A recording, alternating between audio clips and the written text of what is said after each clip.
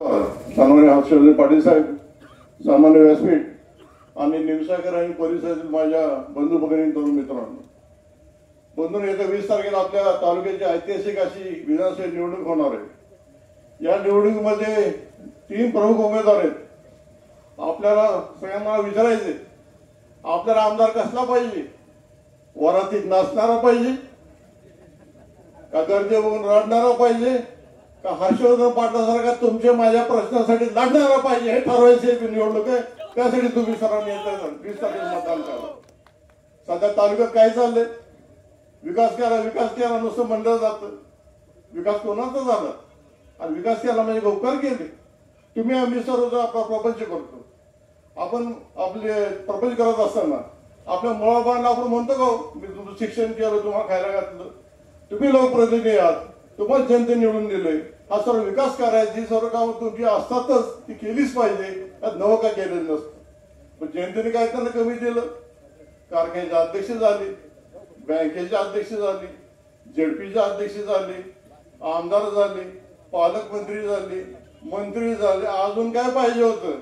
यांच्यामध्ये विकास झाला तो फक्त एकच विकास झाला, यांच्या मर्यादा गँगचा विकास झाला। बंधूंनो, आणि ऐतिहासिक निवडणूक आहे।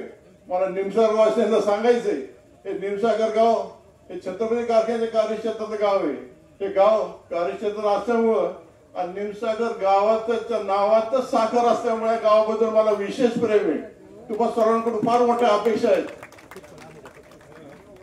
बंधूंनो, निवडणूक ऐतिहासिक आहे। आता चुकला तर पुढचे 25 वर्ष काही करता यायचं नाही। आपल्याला हे सगळं दुरुस्त करायचंय।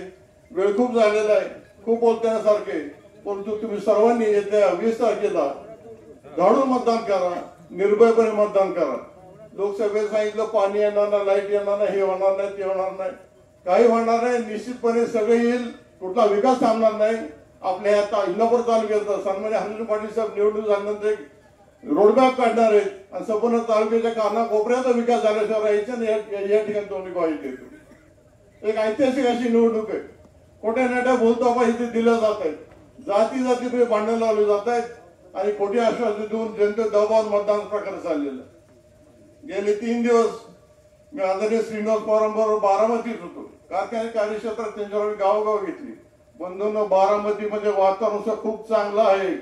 हा कसा निवडून येतो, ती कसा निवडून येतो, ह्याला पाडतो त्याला पाडतो, म्हणणार गडी घायला आलाय, सगळं पाळायला लागलाय। ही तुमच्या सर्वांची ताकद आहे। हे डॉक्टर बाबासाहेब आंबेडकरांच्या घटनेने दिलेली सगळ्यांना ताकद आहे। तुमच्या मात्र हक्कातून सगळे घडणार आहे, ते तुम्ही घडा असं तुम्हाला म्हणतो।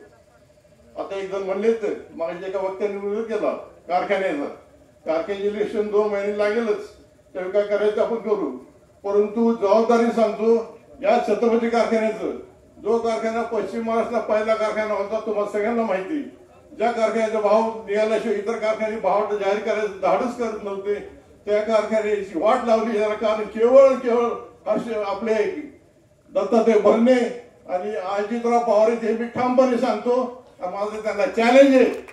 आजच्या ठिकाणी मी या दोघांना चॅलेंज देतो, या कारखान्यात त्यांनी कसं दोघांनी वाटोळ केलं ह्याची जाहीर चर्चा करायची माझी तयारी। एका बाजूला VSI ची सगळी तज्ञांना, एका बाजूला मी एकटा बसतो, जो हार झालो तर मी पॅनल उभा करत नाही, त्यांची तयारी का चला बघू आपण।